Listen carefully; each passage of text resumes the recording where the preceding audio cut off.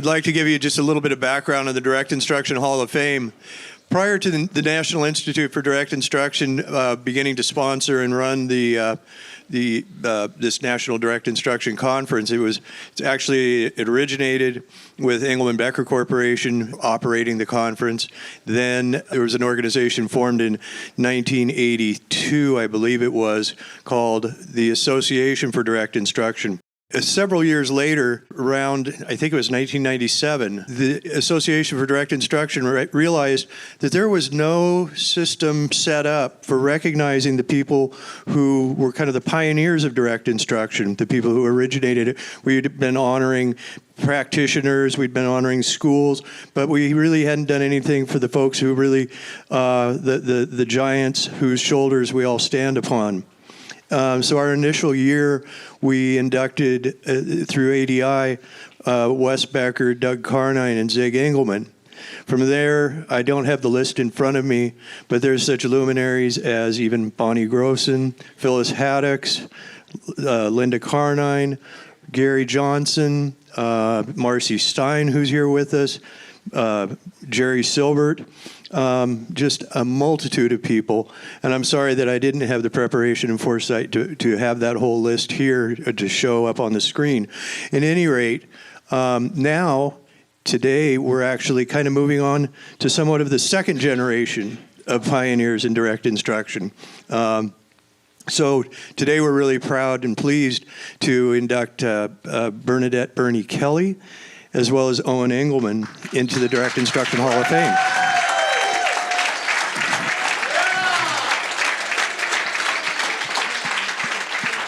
And so with that, we'll hand this over to past inductee, Hall of Fame, Direct Instruction Hall of Fame member, Bonnie Grossen. Okay. There you go. Oh, God. I'm only first generation because I'm older than Bernie.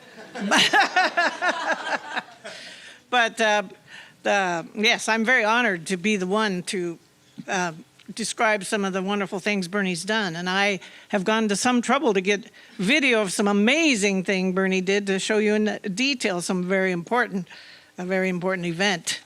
But the first time Bernie ever heard about DI was 1981. So if you do the math, she's been in DI for 44 years, and she hasn't swayed or wavered any bit.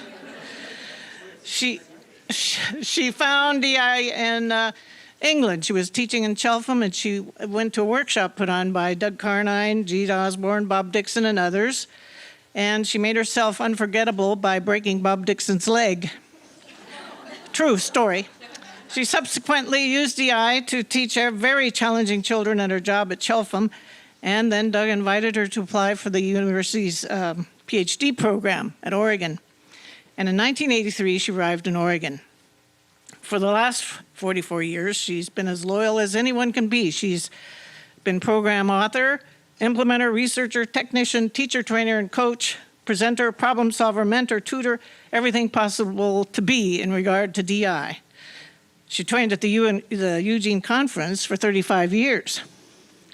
She co-authored with Zig for 20 years, mostly side by side, but with that typewriter on the desk, but later on Skype video when Zig got a computer. Those products included CMC levels that we saw, these beautiful programs, these lovely people teaching CMC levels. She worked on the revision of C, levels E, Bridge, and F, and Essentials for Algebra.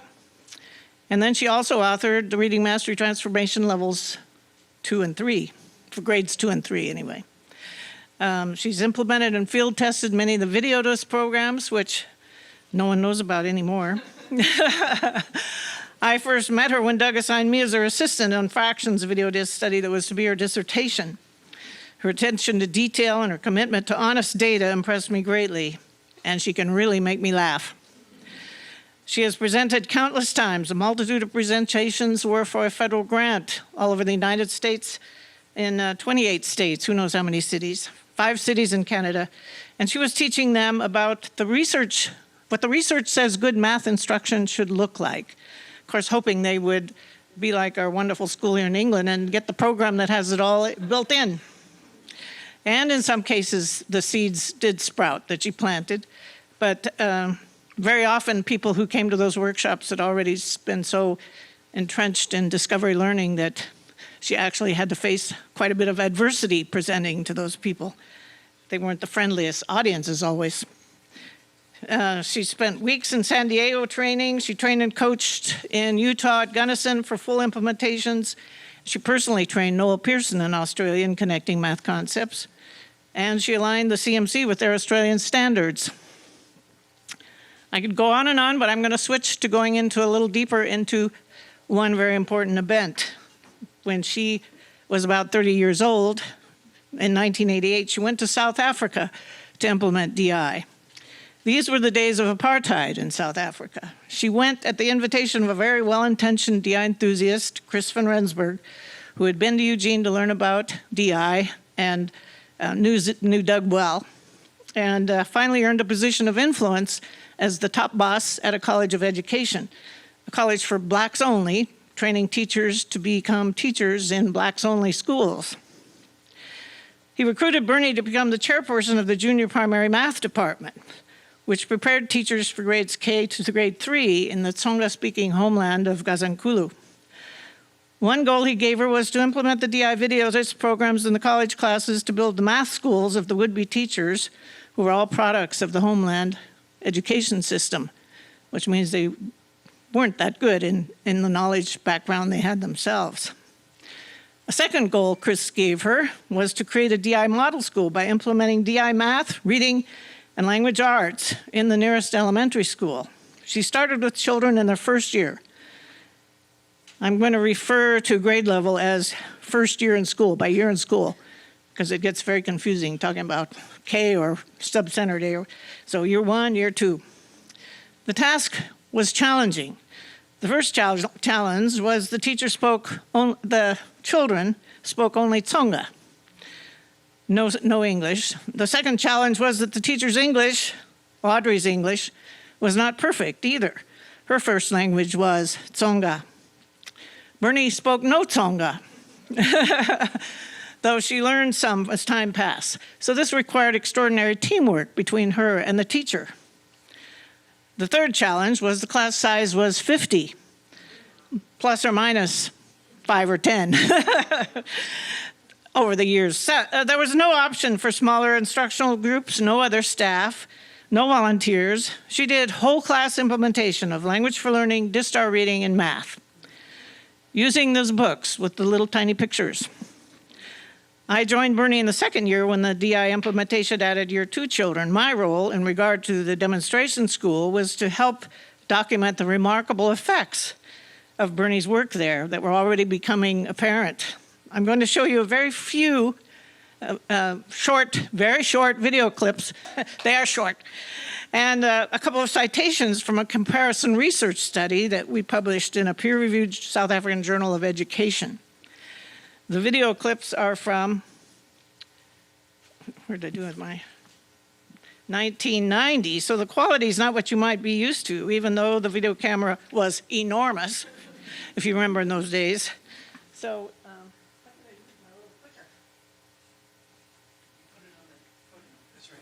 right here. Thank you, Brian. See if this works. Wait, I have to give you a little setup, otherwise you won't follow. The first clip is of language learning. The DI children are now in their second year of school, which is also their second year of DI instruction. To help you follow a bit, I'll tell you what happens. You'll hear the teacher, Audrey, affirming the children and saying the statement or rule, "The snake in the cupboard is long." Notice how the teacher gets several whole class responses, provides models, then does individual turns to test for mastery. Then the next bit shows the teacher pointing to one of the 3 snakes asking, "Is this snake long?" Here the children apply the rule. They only see part of the snake, so they can't see if the snake is long. They only have the rule to tell them if the snake is long or not. It has to be the one in the cupboard. Notice she gives lots of models of clear pronunciation. In the final bit, she shows the children the picture with the cupboard door open. They say a couple of Tsonga words, you won't understand, to note that the cupboard door is open. Then she asks them questions about the snakes. The clip ends with "The snake in the cupboard is Drinking milk. Okay, let's watch. Uh-oh. So I skipped the one. Okay.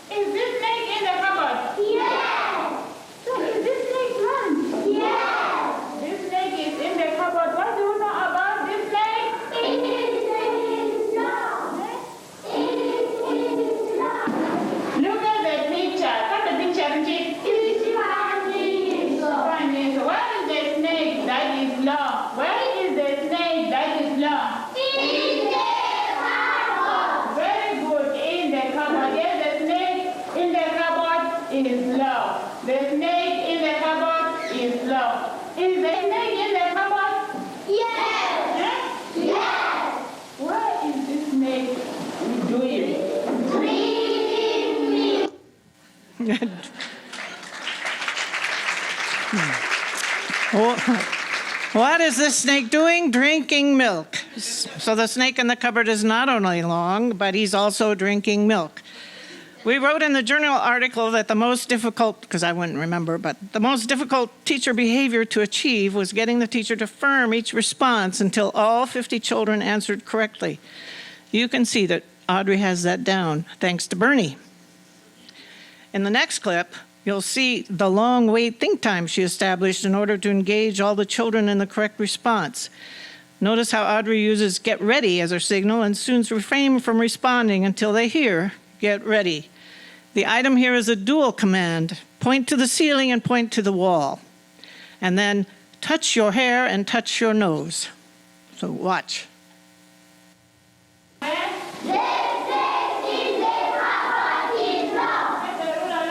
Okay. I don't think this... Into the wall. Point into the ceiling and point into the wall. Very good. Everybody, fine.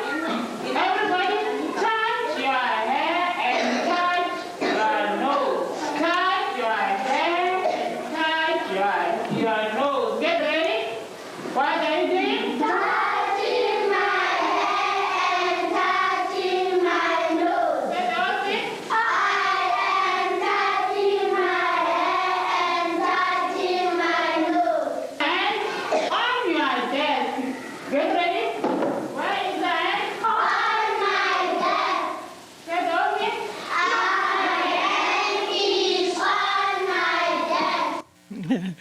Good. The teacher has complete control of the timing of the children's response with her get ready. Observers came to the classrooms occasionally, so you could see other adults in the room. Those people are observers, not helpers or somebody you can make into aides. The school was to showcase DI, after all. And are my data going to show? There we go. Here are our data. Are they all really learning? In such a large group, we gathered these data at the beginning of year 2 and compared this class, the black bar, with the year 3 class at the same school the next year. The year 3 kids had had the same teacher in their first year before she learned DI, and another year of non-DI teaching from a second teacher. The DI kids had only had 1 year of teaching from Audrey and are now in starting year 2, which I think Audrey moved with them. and a new teacher started in year 1. We compared both groups to a year 3 at a different school in Grossen. The content measured was the official content prescribed in the South African syllabus for instruction in year 1.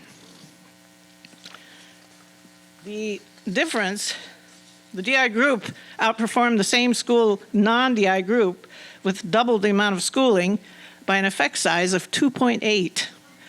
An effect size of 1/2 is considered educationally significant. An effect size of 1 is quite seldom and educationally very significant. An effect size of 2.8 is ginormous. Many DI people would say you can't teach such a huge group with a tiny little picture. Well, I guess you can if you have to. Some children did have poor eyesight. That's one reason why the 2 or 3 front rows of desks have 3 kids in each desk. To teach such a large group, she repeated exercises that were difficult. She didn't necessarily do a lesson a day, but they worked hard, and the teachers and children became motivated by the progress they were seeing. You can see the children feel smart, and the teacher feels proud, and they are show-offs. The next clip shows the DI children using prepositions on and next to answer the teacher's question, "Where is my hand?" That clip is immediately followed by a non-DI teacher in year 8, trying to show their knowledge of the preposition on. The non-DI teacher asks students to say something that is on. The first answer she gets is, "You are sitting on the desk." And that's the wrong answer. She's teacher, "I'm sitting on the desk." The teacher corrects and says, "You're sitting in the desk." And I thought, well, I think you're at the desk. But anyway, finally a student says, "The book is on the table." Watch and notice the contrast in teaching methods in Grossen.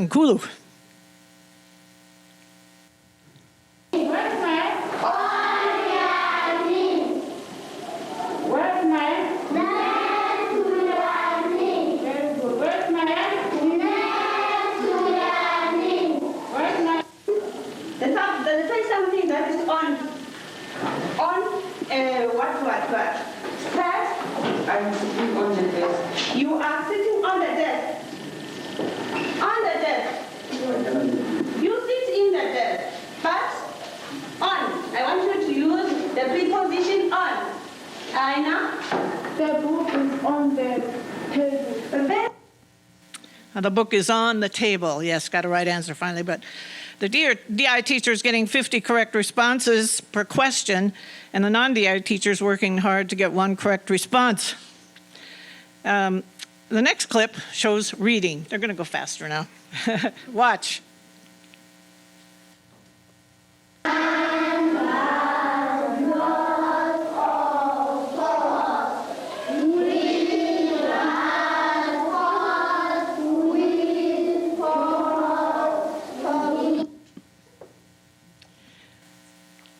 I'll just tell you, all the kids were doing the same exact thing, as you probably wonder if all children are learning to read as well as the others. Here are the data, the results. The gray pieces at the top of the bars show the range of the standard deviation for each group, right there. A standard deviation, by definition, is 68% of the kids in the group. So notice 68% of the DI group are in a smaller bar. They're bunched together. 68% of the other groups are spread out. So that means the kids in the DI group are uniformly learning at this high rate. And the effect size for reading is still more than 2 standard deviations. Now, a very short clip of math. You'll see up close one child setting up and solving a word problem. You'll hear some Tonga language mixed in that you won't understand. Audrey did use Tonga to explain some of the words in the word problems. You'll hear numbers in English. Anna had 6 bikes. The kids figure out and say +3 in English. And in the clip, the child has already written 6. And you see him write +3 and then draw 3 lines under the 3. Then he counts up to 6 and writes 9 in the box. Watch.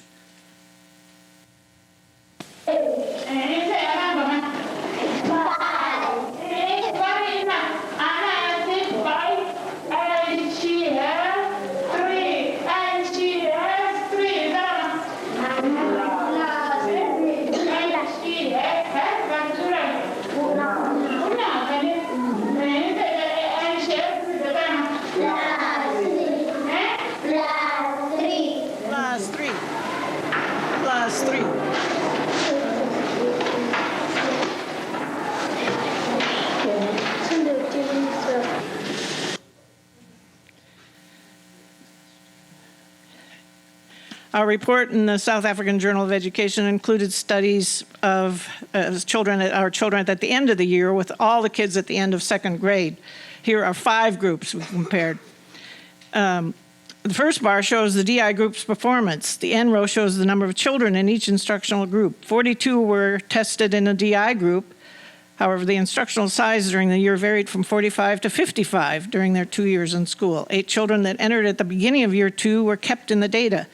The second bar shows the math scores of a privileged group, English-speaking children and an English-speaking teacher in a highly resourced school in the white area of Joburg, where white education is at its best.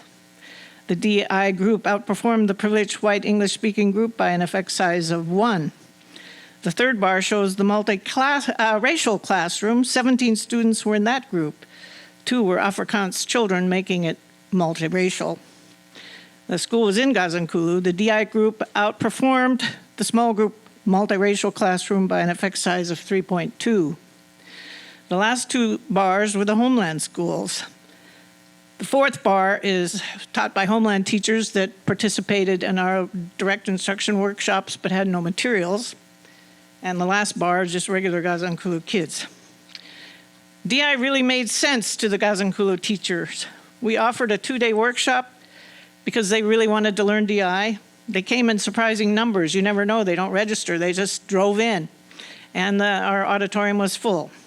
And I'm going to show you a little clip of one of those teachers. She'd already gone through all the formats we gave them and was making up her own generalizing because she found something that worked. Should we get up here? Her classroom is under a tree, and she has that chalkboard, and she found a twig that she could use to point to the chalkboard. She has 120 kids in her class that meets under the tree. And she asks, she's generalizing to new items. What are you touching, she asks. We are touching a person, the students answer.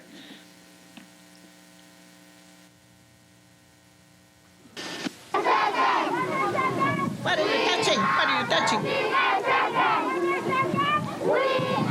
for the essence. 120 kids. So the teachers in Grossen embraced DI. They were eager to implement it. The model worked to inspire people. And a person corresponding with us from the South African Journal of Education reported that in the review of the article, they debated whether they should even publish it, but the ones that wanted to publish it won out.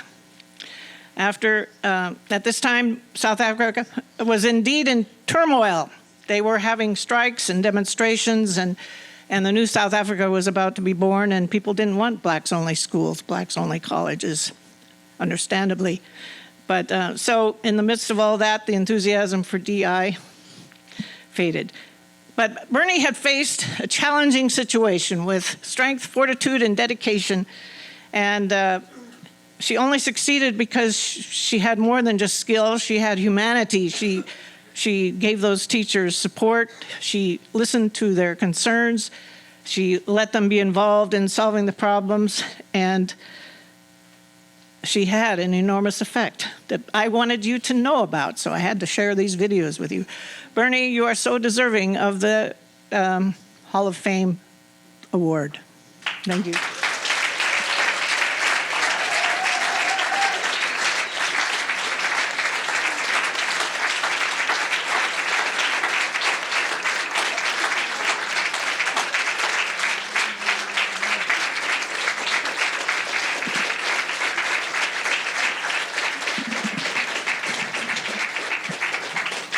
Thank you, Bonnie.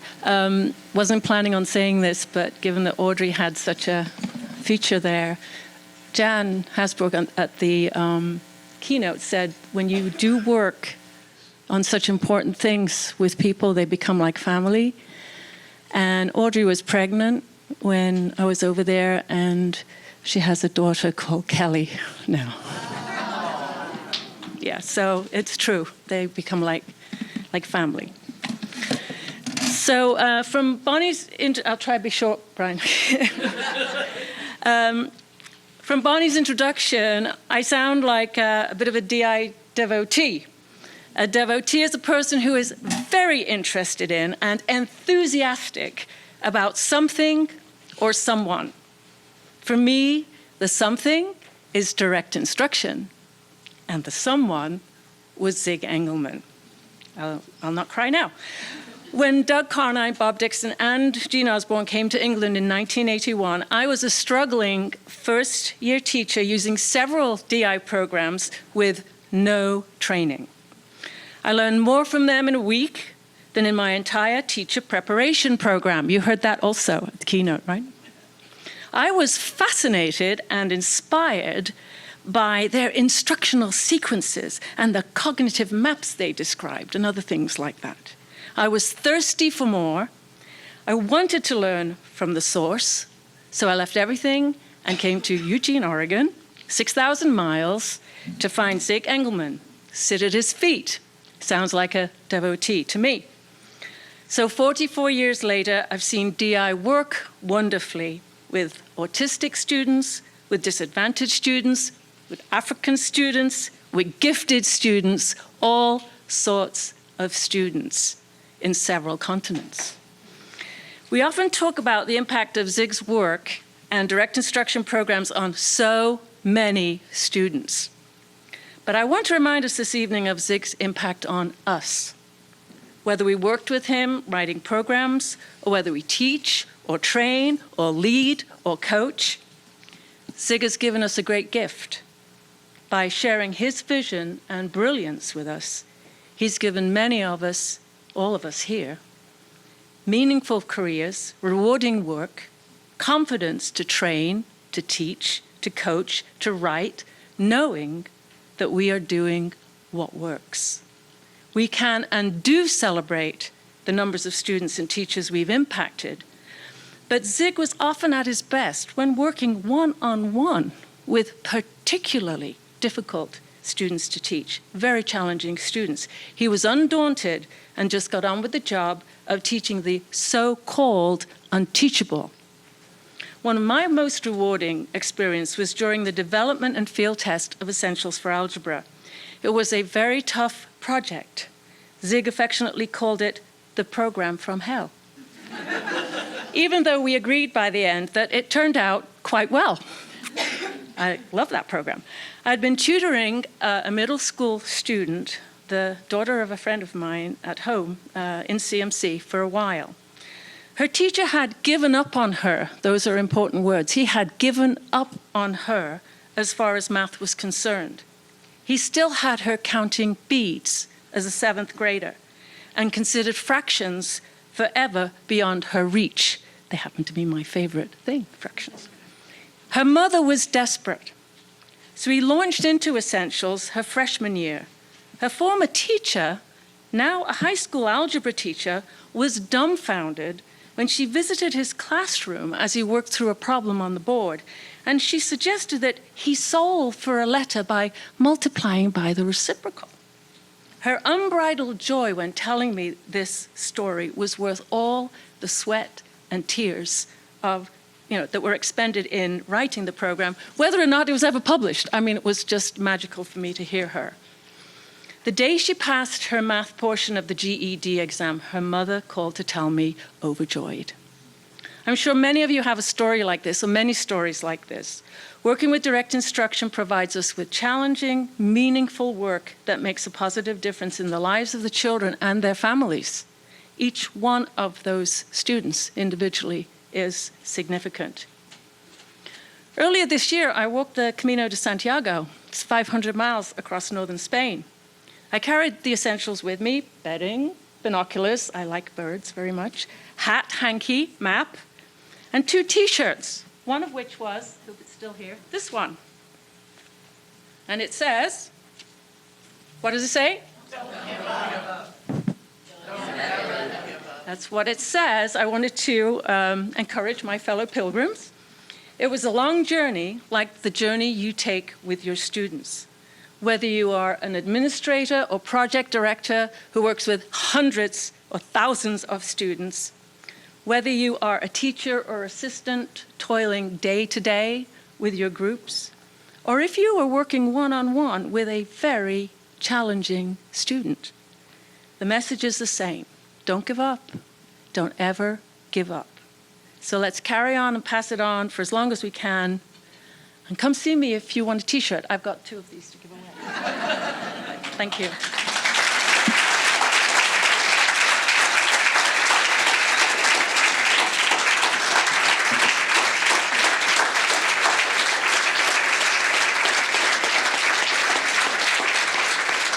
Congratulations, Bernie. NIFTY provides implementation guidance to school and district leaders, as well as training and coaching to teachers implementing direct instruction programs to ensure that all students are successful. For more information on what NIFTY can do for your school or district, visit our website, www.nifty.org.